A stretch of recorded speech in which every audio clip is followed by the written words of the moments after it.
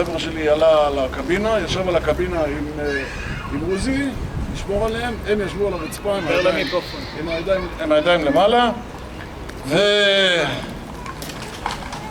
ואנחנו נוסעים. עברנו את מעבר מנדלבאום, שוב פעם, אני צריך להזכיר לכם, אני יודע איפה האוניברסיטה? מאיפה אני יודע איפה האוניברסיטה? ואני לוקח תושבים מהאוניברסיטה והגעתי לאוניברסיטה. אלא מה? בדרך תושבי ירושלים כבר היו באטרף כוחלה. זה לא... אני לא אשכח את זה. משאית ירדנית עם למעלה ירדנים נוסעת בתוך ירושלים. וזה היה מדהים, התגובה של אנשי ירושלים. אנשי ירושלים בכלל, גם אחר כך הנהירה לכותל, זה... ואני מגיע לשער של האוניברסיטה, אז סגור כמובן, אני אומר לשומר, אמרו לי להביא את השבויים לפה. הוא אומר לי, איזה שבויים? השבויים זה אוניברסיטה. מה אתה רוצה שיעשה?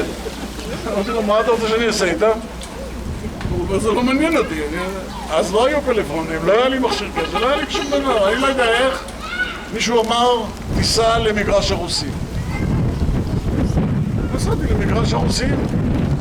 גם כן תשאלו אותי איך הגעתי, אין לי מושג. הגעתי למגרש הרוסים, עוד פעם שער, השומר אומר לי, מה? אני אומר לו, הנה המשלוח. הוא אומר לי, תעוף מפה, אין פה מקום לכאלה.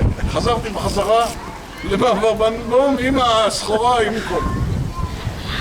טוב, מה עושים? המפקד שלי החליט שהוא משחרר אותם. הורדנו אותם מהאוטו, והם הלכו. הם הלכו. אחרי שעה, אני רואה קבוצה של זה עם הידיים למעלה, חייל אחר שהלך לבית מלון, מצא אותם, הביא אותם עוד הפעם. אתה מבין למה זה נס? כל המלחמה הזאת זה נס אחד גדול. אין בכלל ספק, זה נס גלוי, ואין בעל הנס מכיר בניסו, זה מה שרצינו. בקיצור, התחלנו כולנו לצחוק, הירדנים ואנחנו התחלנו לצחוק ושחררנו אותם כמובן, מה נעשה איתם? טוב, זה היה בסגריים. רוחי, איפה נכנס הכותל? מה? לא, זה אחר כך. אנחנו בקרב הפריצה לירושלים. זה עוד לא סיים. לא, שלנו זה שיא המלחמה. הגדוד שלך הוא זה שפרץ. הגדוד שלי היה צריך להגיע לחומות העיר העתיקה. זאת אומרת, הוא הגיע. אבל לא הפלוגה שלי, כי הפלוגה שלי פשוט נגמרה בדרך. והחליפו אותנו והמשיכו הלאה. ואחר כך, למחרת, אנחנו הלכנו לכותל ברגל.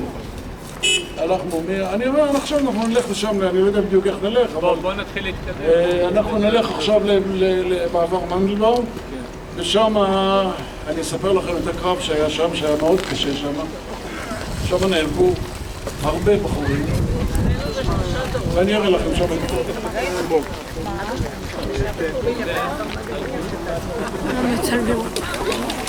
רגע, מה אני עשיתי ברגע?